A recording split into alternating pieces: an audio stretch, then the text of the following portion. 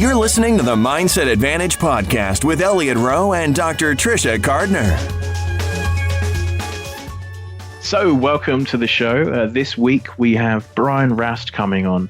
He's been on the show a couple of times, but he keeps doing really, really cool stuff. So he's bet. He completed a cycle challenge that he bet a serious amount of money on. And he's also won another World Series of Poker 50K. So he's going to come on and talk about how psychology played a part in both of those things. So Tricia, what do you have for us this week? Hey, I just got a really cool study where, well, it came out a couple years ago, but it came across my, mindset. And I was like, oh, you know what? I need to talk about this again. Basically, they did a study. It was a couple neuroscientists, and they looked at when people do multitasking on like multiple devices. So like say you have your laptop and your phone and whatever other media device. What happens in the brain? That was the question that they were asking. And they revealed, utilizing some imaging technology, that there is a link between media multitasking and actual brain structure, which is not particularly good, because what they found is that people who multitask more across different types of media simultaneously actually show a lower gray matter density in the anterior cingulate cortex. And that's the part of the brain that is involved in a lot of aspects of both your thinking as well as emotional control. So people who do a lot of media multitasking, they tend to have a lot more emotional problems like anxiety and depression, and also trouble with attention and focus. Now, the interesting question is, because this is correlational data, so the interesting question is, does doing the media multitasking change the brain? Or is it the case that you already had something wonky with your structure and that led you to do more media multitasking? So that's the interesting question. But I think it's pretty safe to say that if you're doing these sorts of things, you really want to cut it out, because either way, it's impacting your emotions as well as your focus. And I mean, for all of my clients out there, I always telling you, don't be using your phone whilst you're playing poker. So another reason to follow my advice. Exactly. So let's give Brian a call. So Brian, welcome to the show. For anyone who by chance doesn't know who you are yet, if you could introduce yourself. I'm Brian Rast. I am most well known as a poker player, but I'm interested in all kinds of things. And it's good to be here. Thank you for having me on your show. Oh, thanks for coming back on again. And we wanted to have you on since we last spoke. There's been some pretty exciting stories around you. You obviously had success over the World Series this year, and then also the bicycle prop bet that you did with Dan Bilzerian. And I just want to sort of mention that for a second. I met up with you in Vegas. And we were talking, and we were over in the Aria in the Ivy Room, and you'd said, I've just had someone buy out of a prop bet. He was going to bet me to cycle to LA, or I can't remember if it was cycle to LA or originally, or go from LA to Vegas. And he's bought out. The buyout was a 280 miles in which I could pick the route, but the route could not be overall net downhill. Ah, okay. And then the next day, I went back to Salt Lake City, and I saw all over social media, Brian Rast is now cycling. So within 24 hours, there was another bicycle bet, and everything had changed. So yeah, if you could just talk us through this amazing adventure you had, really, and just insane physical challenge. Yeah. We'd love to hear about it. So, I'd like to preempt by just saying for everyone that I wrote extensively about this on my website, brianrast.com. You can just go to the blog section. But I'll give a short version right now, kind of summing it up as best as I can. So it all started when I initially bet on Dan's bet with Bill. I bet on Dan, which went well for me because Dan won. And then that kind of became a topic of conversation. And in a poker game I was in, this conversation came up of like, what would be hard, or this or this other thing. And during the course of that argument, I basically got challenged to do it without training, because the idea is, how hard would it be to do without training? Because Dan got to train for like 5 weeks. So then this bet happened with this gentleman in my poker game, and the odds were 10-1. And right after he bet me, I guess within the next couple days, he changed his mind. I think also everyone in the poker community texted him and wanted to bet on me. And so that probably scared him. And then so he ended up buying out. And I got a pretty nice buyout package that actually I didn't really want to buy out. I kind of wanted to do it. But I'd given like Dan Bilzerian part of the bet, and like his coach were like, well, if like everything goes right, you're like 20-40% to do this. And so they thought like it was best to get the money right now, 100% buy out. It was a pretty good offer. So also like this guy like was really, like I could tell he was really, really nervous. Like he really wanted me to let him buy out. And so also like in the interest of the poker game and stuff, I just didn't want to piss him off too much. So, I mean, I ended up taking the buyout. And then I talked with Dan like a couple days later after I buy out, and he's going on and challenged me to do his bike bet, but with like, you know, without training, without drafting, and, you know, also with no recumbent bike, which makes quite a difference. And you can see more about that if you want on my website. And so then I ended up taking the bet with him at 6-1, but I had to leave the next day. And then, you know, basically it was an incredibly difficult thing. There was a pretty strong headwind. Right after we made the bet, I talked with Dan's coach, the guy who had said I was 20-40% to do the other bet. The other bet was going to be going south on the Pacific Coast Highway in California, Route 1, which I would have basically a tailwind the entire time. And this route, he looked at the wind map, and it was like going to be pretty windy going directly against me the next day. And he was like, you have 0% chance to do this. Like, I'm sorry, but why don't you give it a good old college try?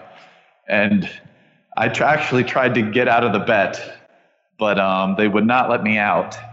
And so then I just steeled up and said, all right, well, I'm going to have to try to do this. You know, organizationally, everything got put together, and I spent a lot of time kind of thinking about when I should leave the next day, looking at the wind map myself. Like I found wind map online. I was looking at when it would be windy, when it wouldn't be, trying to plan when to take, you know, my breaks, and ended up doing it. And it took a lot of willpower for sure. So for people who are not exactly clear on this, how many miles did you cycle, and how long of a time frame are we talking about? I believe in total I cycled just over 300 miles. I want to say, let's say 310, although I'm not sure the exact number. And the total time that I did it in was about 46 hours and 45 minutes. Which was, I had 48 hours. The bet was a 48-hour bet. So I made it with about an hour and 15 minutes to spare. And how did that feel as you crossed the line, as it were? It felt incredible. One of the best feelings of my life. It was very difficult. I think it's just best if you want to read in how many ways it was so difficult, and some of it I suggest reading the blog, but it was extremely difficult, extremely trying. I had gotten to the point at the end that I was taxed to my physical and mental limits. I was breaking down like mentally and physically. And when I was getting close to the end, I mean, I was so fixated on just accomplishing the goal that actually accomplishing the goal came with a whole like rush of emotions. Like I was crying, like hugging my wife. There was a lot of release.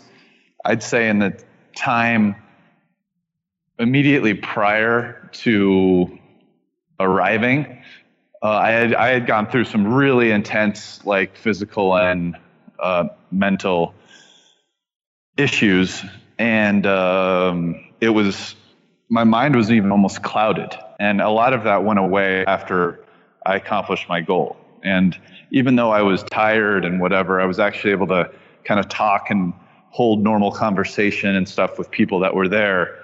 Whereas in the hour or two right before I'd arrived, I was finding it even hard almost to talk. But yeah. Looking back on it now, what do you think the biggest lesson you learned from doing this was? Well, I think the biggest lesson I learned, well, it was probably more like a lesson reinforced because it's something that I had already believed. But it's the lesson that when you really dedicate yourself and commit 100% to accomplishing something, I think most people would be very surprised at how much they can do. Mm-hmm. I think in life, the truth is that very rarely do we actually commit 100% of ourselves to doing something. There's other distractions, and I'm not even saying like unimportant ones. They might be family or other things that are important in your life. But, at the end of the day, if you're trying to accomplish some other goal, they're distractions. And within the context of this bet, I had reached thresholds of physical and mental pain that normally I would have given up. But I was supremely dedicated to doing this. In fact, it had kind of gotten to the point. I had brought my wife and my son went, and I had made a point early in the bet of telling my son that essentially the test of like what makes you a man, which is, I guess, a little bit sexist, but that was the conversation I was having. In the context of this, isn't going to be whether or not I win. It's going to be whether or not I do everything I can to try to accomplish the goal within the context of this bet. So, it's basically all about trying and not quitting. And it's like weird kind of the emotional momentum that happens once you start along a path. At least this is true for me. It's that my state of mind changes. And it's like when I was going into the bet, I was very worried about the safety and other things. But like once I got going, it's weird. It's in a sick way. I almost like didn't care. Like I was not going to get off my bike until I literally collapsed or died or something happened to me. Like safety be damned. So it's just kind of like a weird, that's another thing I guess I learned is just like a weird way that your mind and your mental approach changes, like while you're in the middle of the act of doing something. And then have you seen that mental toughness as well sort of throughout your poker career? Have you ever been tested in a similar way, obviously only psychologically by the game? Yeah, I feel like I've been tested a number of times. Earlier in my career, there were a number of times financially in the bigger picture where, I was on tough runs that, ended up losing like from the beginning to the end of the downswing, like large percentages of my bankroll.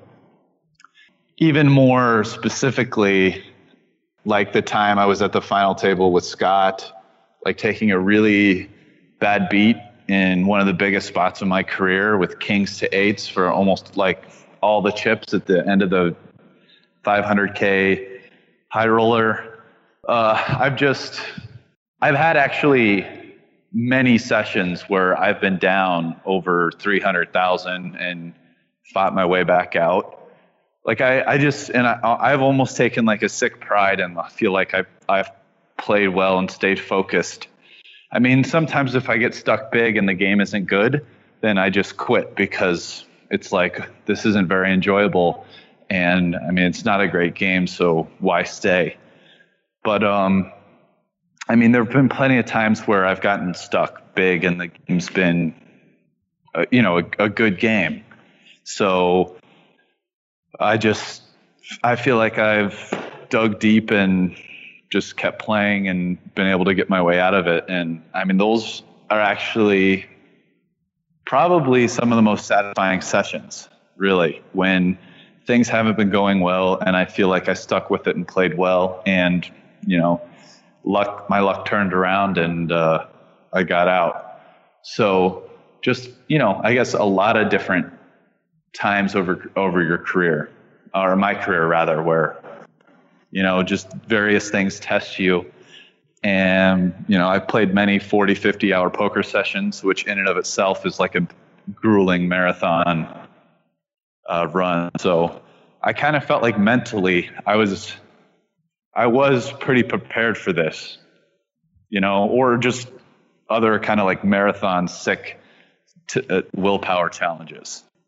It's really interesting because when you were, in this huge, bike ride, which, I don't think most people can even like wrap their head around 300 miles in 46 hours and 45 minutes. But obviously, especially when you're in the last hour or two, you have to dig so deep. Where do you think for you that kind of mental toughness comes from?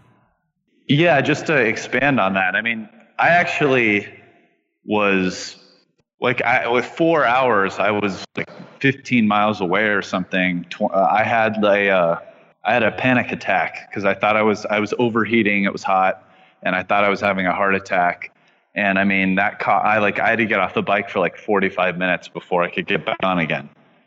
And like after that, physically, I just wasn't the same. Like I just couldn't push myself. Like right next to Dan's house, he lives in Beverly Hills. There's like 10% hills in the last like 2 or 3 miles right before his house with some 10% grades. And I mean, I like couldn't power my way up those. So, I mean, literally the last like 10 miles of the bike ride took me, like 2.5 hours or something. Like really took me a really long time. And I was done. I mean, in one sense, it was nice that I had. I mean, I guess it's a question of how much would I push myself if I didn't have some of that extra time on the clock. Like, I don't know. It felt like I was kind of at my end, and I had enough time that I was able to like slowly get there. But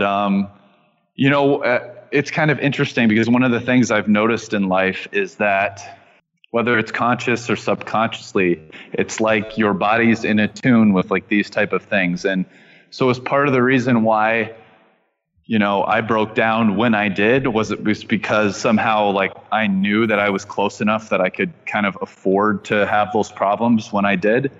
Like why didn't I have those a couple hours earlier when I was, that last bit of biking to get to say 15 miles away with 4 hours left, I was biking fast. What if I did it like 2 hours before that when I was, 50 miles away? Or something, right? Or 45 miles away. And then if I went at a much slower pace, I wouldn't have made it.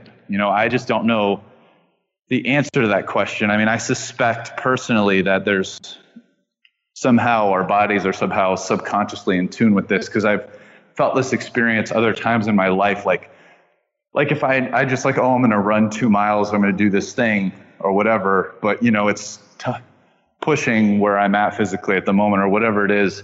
I feel like when you get close to the end, all of a sudden you start feeling tired, but like right before you get there. So is this like that playing out, but on a much kind of larger scale? I don't know, but I see it a bit with different athletes, to be honest. Obviously, I work with athletes as well. These sorts of things come up a lot. I think there's a lot more of a connection between the mind and the body than perhaps people realize around this sort of stuff. It's fascinating stuff. And in terms of the prop bets within the community, because this is something that not everyone would know a lot about, how much of those high stakes games revolve around the prop bets? Like how often are these sorts of things going off? Obviously not this extreme, but the sort of the prop betting at the table. Not too often. I mean, they do happen once in a while, but I would say it's rare. So, I mean, obviously something this big is very rare. But even like, a 20K bet or something like that is pretty rare. I mean, most of the time, if you're playing in a game, like it won't happen.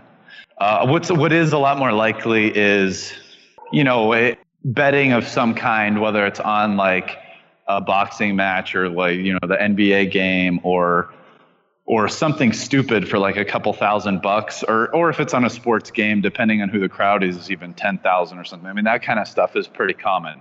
But like an actual prop bet where it's like, hey, go do this thing somewhere else. Like, can you do this? Can you not? Like that, those are a little rare because, I mean, the truth is that most of the time it's kind of hard for the bet to get off.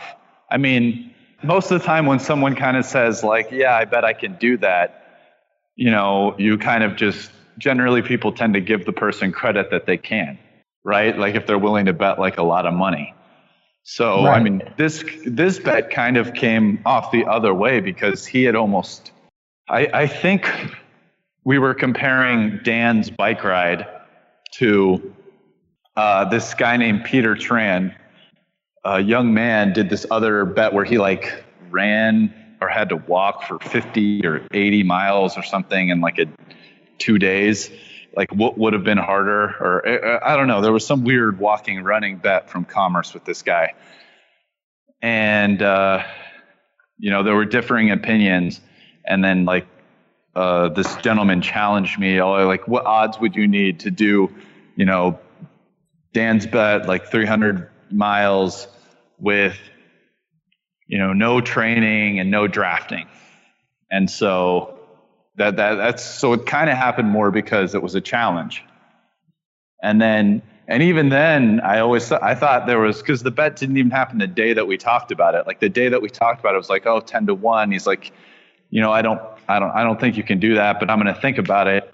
And I was half expecting for like no bet to happen. Right. I mean, I thought there was a chance. It seemed like he was serious, but really, when we did make a bet that day, if I was going to bet on whether there would have been a bet or not, I would have, at 50-50, I would have taken the not, you know, just because that's just how things kind of work. People think about it and they're like, well, I bet he could do it. Why would I lay big odds? And, you know, in this particular case, he would have been correct had he thought about it, or at least, you know, to have not laid it, because that other bet was actually even easier than the bet I did, and I got laid longer odds. That after doing the bet with Dan, like the hardest part about the bet with Dan, I mean, it was 20 miles longer or whatever, because it ended up being like 300 miles, but was the headwind. I mean, that made day 2 like really tough. If 20 miles less and with no headwind, I mean, yeah, it would have been grueling, but I would have done Highway 1. Would have finished with probably a good 5 hours, 6 hours to spare, and I would have been taking a lot of beautiful photos the whole way. I mean, prettier than the desert. Yeah. Yeah. So you obviously, you know, it was a situation where it was like, you're going to hop on the bike and you're going to go. So you just had a very limited amount of time to even plan out your strategy. So how did you go about that to get the best strategy together that you could? It was a mix of things. So like I said, that week I had trained for the other bet a little bit. And even though I couldn't use the recumbent bike, which is what I had biked on for 2 days, there were some things about like actually physically how to bike that were useful to me. You know, like they were talking about what kind of heart rate range I wanted to be in, pushing yourself. Like you want to push yourself hard, but not too hard, because you want to keep going without stopping. So, I mean, basically they were saying around 115. You don't want to go over 120 beats per minute. And so some of the knowledge that I had gained from earlier that week, I just used. And then as far as the actual planning of it, you know, I spent hours looking at the wind map and planning some things out myself. And I had to do, you know, when I was going to do the bet with Dan, part of the reason why with the other gentleman, I gave Dan 25% of the bet, and he logistically was going to plan everything. He was going to have his whole team that went for him, like the masseuse, the chef, his bike coach, like just someone to fix the bikes, just a whole bunch of people. Like he was going to set up the RVs and everything. I literally wasn't going to have to do anything except just go there and bike. And I was even using like his recumbent bike. He has this recumbent bike that's quite nice. And then when we made this other bet, it's like I didn't have any of that. And I had to scramble just to find one guy to like basically be my bike coach. And I had 3 flat tires and stuff that he helped fix.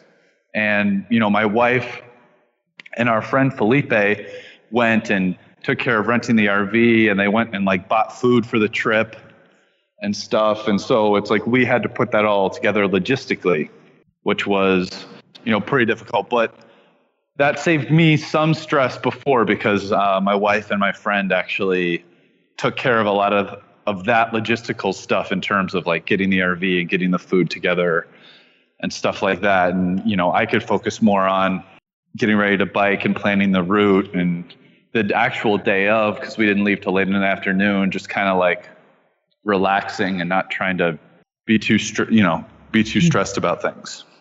And does everyone, so obviously you've got the bet where Dan's on your side, he's helping you do it. Then a few days later, he's now betting against you in the same thing. Yeah. Does everything stay friendly when we're talking about these amounts of money and people you're social with, or does it start to become quite difficult when everything's pretty close and, you know, you're playing cards with each other as well? I mean, I think that poker players have kind of learned, so many poker players, you play, you get used to winning or losing. A lot of poker players are friends with other people that are poker players, which, I mean, truthfully, was a bit weird for me at first when I first started playing poker, but you kind of get used to that relationship, right?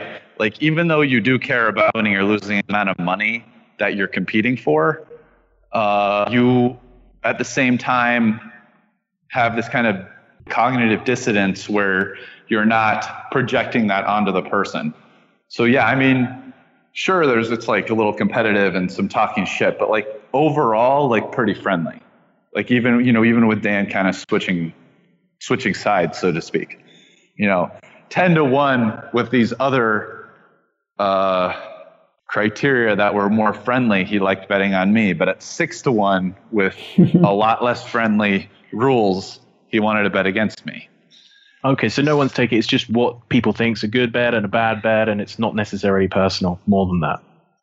No, I'd say it's mostly that. It's not really personal. I mean, I think part of the reason why Dan wanted to do the bet initially was it just after he did his bet, he did it in like 30 hours. And I think just everyone was like, oh, that was easy. Bill got hustled. I mean, that was just so easy for you. And Dan just kind of wanted to be like, do this bet to show, I think personally wanted to show that maybe it wasn't so easy. Although, I mean, and I kind of point this out when I wrote about it, it's just my bet and his bet, yes, they were similar in terms of, the route and the distance and whatever, but the drafting thing did actually make a pretty big difference. Now, the flip side is that drafting a vehicle is pretty dangerous. Mm-hmm. I mean, if you're drafting a vehicle close enough to actually have the drafting effect pay off, I mean, you can't really see the road very well in front of you. If anything happens, like, you can accidentally hit the vehicle, whatever, and any accident, I mean, even if it didn't kill you, it'd probably hurt you enough to like end your bet. I mean, in terms of other things, like with biking, I think drafting presents other challenges. But in terms of actually physically doing it, if there's a headwind, and there definitely was for me on the middle part of the bet, that would have made a pretty big difference. And we've got to talk about it because you did actually also this summer win a World Series of Poker event, the 50K.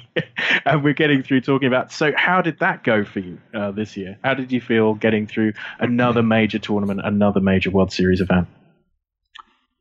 Yeah, I mean, obviously that was great professionally. I mean, I think going into the tournament, I don't know if you know about this, but there's like side bets that happen on some of these tournaments. And even for this tournament, there came out with a list, and it was like you could bet on all the players on the list, and it gave like markups. And I think anyone not on the list, you could buy at even money. But or at least probably not a lot. I think if you wanted to buy a lot at even money, you might get cut off, and then there might be a markup after that. But I was essentially the smallest markup on the list, which I will say I felt a little bit slighted at my markup. Not that I should have been like the number one person on the list, but there's like 40 people ahead of me, and it's like I was playing and beating the 1500 3K mix in Bobby's room and the big bet mix and just all these other games. And not only that, like I think my mixed and my limit games in the last year have gotten a lot better. So, which, maybe the person who made the markups doesn't know, I mean, poker's so big, no one really knows where people are at, because even if you played with someone 8 months ago, like maybe they worked a lot on that part of their game in between those 8 months. You know what I mean? So it's hard to always do something like this. So I bet extra on myself, because I was like, I think that this is too low and I want to buy more. And so to have a time where it's like I called my shot, I got like the Babe Ruth moment where it was like pointing to the fence and buying more in a 50K and then just winning. I mean, and then obviously just career wise from, I'd say a somewhat superficial perspective, but it's nevertheless important. It was obviously like a really good thing. I'm now a 2-time, 50K winner, even though like maybe that shouldn't mean that much, because at the end of the day, tournaments are tournaments. We do still give them that meaning. So it's nice to luck box it. Me and Miss Rocky have luck boxed it twice, So, but I mean, for me, it's like more of the testament to like why. Okay, that said, I'm calling myself a luck box. I still think that, in terms of like poker career, there's a lot that you could say that like, I'm a really great poker player, but it wouldn't necessarily be because of that. I think there really aren't that many people that have been playing high stakes poker for like over 10 years. And I haven't played nosebleed poker for 10 years. Maybe I've only played nosebleed poker since like 2008. So that would be like stuff like 200, 400 or 500, 1K. But I mean, I've been playing. We're getting to 10 years there, Brian. Yeah. I mean, I've been playing nosebleed poker for like 8 years and stuff like 25, 50 for like 12. So, I mean, if you just look around the poker world, I mean, there's just very, very few people who do that. And even among the people that do that and have mixed game success and stuff, there's almost none of them that are people we consider like really good. Like I would say No Limit Hold'em is the game that is being really intensely studied, and people are using computer programs and like software. And like you can go watch all these videos with these guys talking about the GTO plays and this and ranges and PO solver and all that stuff. And like, I mean, I probably don't do as much work individually in those as I should, but I like watch those videos and try to keep up with what people are saying and what's going on. And I still compete in the all the biggest high roller No Limit Hold'em tournaments. So like there aren't that many there might not be any mixed like really, really good proficient mixed game player who plays in the biggest mixed games who people consider to be like a big threat in like a big No Limit Hold'em tournament. I mean, there are some other guys, but you could probably name them on one hand, like Isaac Haxton and Scott Seaver. And even Isaac Haxton with mixed games, like he doesn't really play like the big mix that much. Although my guess is by next year he will, because I see him playing it more and more. So like Scott Seaver, like Jason Mercier. I mean, Phil Ivey. We're starting to like run out of people now. So I mean, yeah, like the 50K, it's cool. It's like a thing you can point a finger at, but it's hard with tournaments because I feel like if you kind of use that as the metric when you talk with people, it doesn't really work, because like then what are you going to say? Are like all these guys, these like the one-hit wonders who win the main event, are they like, these like super great players? I mean, possibly, but almost always no, that's not the case, right? So it's just hard to I just don't like using tournaments as a metric, even if it's becoming somewhat convenient for me to do so personally. It's really interesting because it sounds to me like anytime there's an aspect of you being an underdog, it really does something to your psychology where it just motivates you a great deal. Yes, I agree with that. I wonder what do you, I mean, you've probably seen this a lot more. Why do you think? What is it? Is it people just... Yeah, it's like some sort of X factor almost, because I think for a lot of people, being the underdog crushes them. They just cannot do it. But there's just a certain segment of the population, I'm going to have to study it a lot more, but they respond to that, any sort of adversity or being an underdog. it just like gets them going. It gets that momentum going. And it's a really interesting aspect to personality that if more people could harness that, I think it'd be really good. There's something I see, because obviously dealing with the fighting and things as well. Some fighters definitely perform differently as an underdog.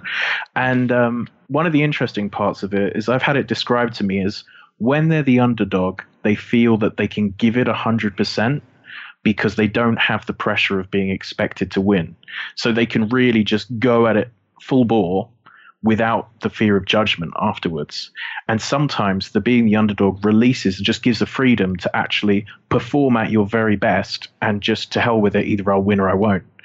And then sometimes the pressure of being a huge favorite can actually become a bit of a negative for some people. So it's really interesting how people react to it. There's a huge psychology around choking. And just what Elliot's saying, like whenever you have that high pressure, certain people are going to choke under those conditions. It's very interesting and pretty a complex subject. But where can people go, again, just to remind them, where they can read about your entire journey through this bike bet? I have a website, www.brianrast.com, and just the blog section. And it's my two most recent blog entries. The second one's actually quite a lengthy entry. I include pictures and stuff. It's a pretty good read, I think. I mean, if you found the conversation about this interesting, you'd definitely like to read about it, I would think. And what I'll do is I'll put all of the links to that on the podcast page as well. So there's an easy click-through link there for everyone. I think thinking about the underdog thing, I think one of the things, and this is something that I've seen in other like people in their Hall of Fame speeches give. And it just like when you've attained a level of mastery at something, there's also like kind of an aspect of, I don't want to say boredom, but you're very accustomed to it. And there's times when doing the thing that you've mastered can become kind of like going through the motions. But it's like always like nice to look for things to like break that, right? Well, sometimes maybe the thing will break it. So for me, it's not so much a choking thing. I actually think I perform well under pressure. So I might break that if it's like the 300K super high roller bowl or something where I'm like, wow, I'm going to be super focused the whole time. But I mean, another thing that will break it is like the feeling that I'm slighted or that like someone says that I can't do it. So in the bike thing, it was, you can't do it, but that's different. I'm not master at that. But like with the Poker Players Championship, it's like, oh, slight, like here I am, like way down on the sort of the rankings, like going into this tournament. Okay, well. Did you feel that sort of supercharged your focus? It's like there is going to be no mistake in this because I've been slighted and I am going to prove to everyone that I can perform at the top of my ability. Well, I think what did that is because that came out like, 4 or 5 days before the tournament. Then I bet more on the tournament and stuff. And, like people I was in this game and people drafted their teams. So in addition to betting more with this one guy, these two guys drafted their teams of 5 players each. And they were like cross-booking a part of their 10% of their guys each against the other guy. And like, I wasn't drafted. So I was like, well, I wasn't drafted. So how about like me versus your team, 10% each, but then you have to give me 11% because like, obviously I'm not as good as the guys that got drafted. So I should win an extra percent. So that's like essentially getting 10% markup, which is nice. But then the guy agreed at 10.5. And so I took it 10.5 to 10. And so, I ended up making these extra bets on myself, which kind of in addition to the mental thing also just was part of the whole motivating factor, right? I mean, like psyched myself up. And so, I mean, that ended up being maybe one of the only, it might have been the only World Series of Poker tournament. I'm trying to decide. I might have shown up on time for the main event where I actually showed up for the very first hand. Like I was there before it started. With the World Series tournaments, it's like they're kind of small. I'm playing so many hours of poker and it's just like grinding the first couple levels of day one of like even a 5K or a 10K. It's like kind of not really worth my time. See, Brian, if you turned up on time to all of them, you'd just win them all. No. You know? But you kind of get what I'm saying, right? Oh yeah, it's a different level put of 100%. professionalism. Yeah. It's Yes. everything you could do, you did. And Yes. and that's like you were saying, people rarely do that. And when you do, you see these extreme results. And then, I mean, obviously I got lucky too, but I got a little bit less lucky than I would have gotten had these other things not fallen into place, I think. You know what I mean? Yeah, it's you had the extra edge. You generated that with this willpower. And I do. I think I played quite well in the tournament. So even at forget the tournament entire, but I think a good mixed game player that goes and watches the final table replay, which is on WSOP.com, I'm pretty confident they'll see that I made a lot of really good decisions throughout the final table. I mean, early on, for a lot of the final table, I was short, and there's some pretty extreme ICM, so I was just really playing tight, trying to conserve my chips and pick my spots. A couple people went out. A couple times, one time I shipped 30 bigs over a raise and a call with Jack 10 suited, took it down, just kept kind of playing solid. And then when it got down to 4 and 3-handed, I kind of started playing some more hands, built it up, went back down. But I feel like I played some really good poker throughout of all of that. If you're just looking at the hands individually and taking ICM into consideration, and even heads up with Justin Bonomo, I felt super comfortable. I mean, I had 1 or 2 limit bluffs that went through, and I even had a feeling the hand that I won the tournament on. Obviously it was a super good run out the way that the hand happened, but the fact that the reason why I played the hand the way that I did, which I'd say it's not 3-betting ace 10 in the big blind there, is probably, I mean, it's close, but I'd say the standard play would be to 3-bet, was, I just kind of had gotten the feeling that in some of the limit, I felt like I was playing slightly better, and I felt like Justin felt that way also. And I kind of felt like he was going to definitely in no limit hold'em, which is his strongest game out of the 8, he was going to put on the heat a little bit more. And he had already had 1 or 2 other hands where he had done some over betting. And so I just kind of felt ace 10, given the way that he was going to be playing, was going to be better to have in my just call pre-flop range, try to flop 10 high flop, top, or ace high flop, ace with a good kicker, and just hang on, And then so hang on, he'll do some big betting and don't fold. And then the flop came out so good, I stuck with the same strategy. I'm just call the flop. And then sure enough on the turn, boom, overbet. River he got there, but same thing, right? So by the turn, overbet was really where, that kind of paid off. And so it's just, I feel like when you're really in tune with your poker game, it's anticipating what your opponent is going to do before he does it. And I just feel like when I'm playing really well, I have a really good at anticipating someone's adjustments, as they're doing them. So I mean, it paid off in that hand, and it was a good run out. But I mean, even if he didn't hit the king on the river, there's a very good chance he would have bluffed all in with queen high. And even if he didn't, he would have checked and lost a huge pot. So, but I don't know, that was a little breakdown of that hand. Yeah, I mean, and I think it demonstrates to everyone just how high level poker is when you reach those stages. Well, man, again, just thank you so much for coming on the show, and another awesome year. Congratulations! I mean, it's really phenomenal. We look forward to have you on again when you win another one. Absolutely. I hope that's soon. It's fun to win tournaments. So hey, we've got the big series, haven't we, in October in Vegas? So yeah, for sure. All right. Well, thank you, Elliot, and thank you, Trish. It's fun coming on the show, and if I can only come on when I win tournaments, then I'll have to try to win some more. Okay. Win some more. We want to see you back, as I love this commitment to mental toughness. It's amazing. Cheers, Brian. We'll talk to you soon. Cheers.